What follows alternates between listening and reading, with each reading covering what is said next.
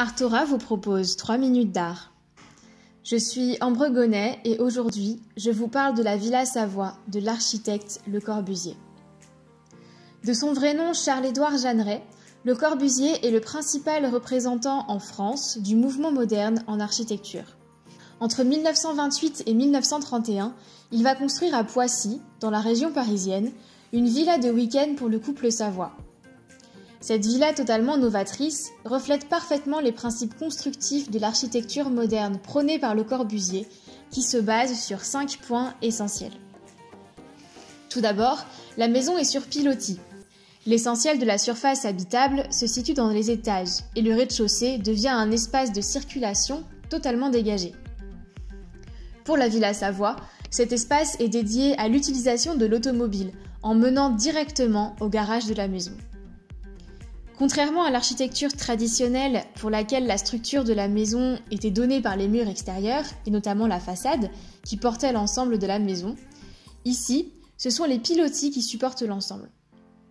Ainsi, l'architecte peut créer une façade totalement libre à la mesure de ses envies. C'est par exemple grâce à ce principe que Le Corbusier a pu créer une façade courbe et vitrée au sous-sol de la maison afin d'épouser la trajectoire de la voiture jusqu'au garage. Et comme les murs extérieurs ne supportent plus rien, on peut les percer de multiples fenêtres. Des fenêtres bandeaux s'étendent sans interruption sur toute la longueur des façades de la villa, apportant une diffusion panoramique de la lumière à l'intérieur de la maison. Tout comme les murs extérieurs, les murs intérieurs sont de simples cloisons, destinées à séparer les pièces, qui sont organisées selon le bon vouloir de l'architecte. C'est ce qui permet à Le Corbusier de concevoir un immense séjour de 86 mètres carrés baigné de lumière. Via une grande baie vitrée, le salon donne sur une terrasse transformée en jardin, qui est en fait le toit du rez-de-chaussée. C'est le dernier point essentiel de cette nouvelle architecture, l'utilisation d'un toit-terrasse totalement plat, à l'opposé des toits en pente traditionnels de l'architecture française. Il devient alors un véritable espace de vie, se transformant en jardin ou en solarium. Toutes ces innovations sont permises par l'utilisation d'un nouveau matériau, le béton armé, qui apparaît en architecture au début du XXe siècle.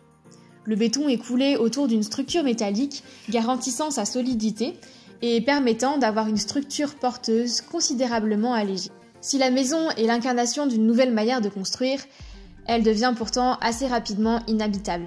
Elle n'est pas adaptée à son environnement et notamment au climat.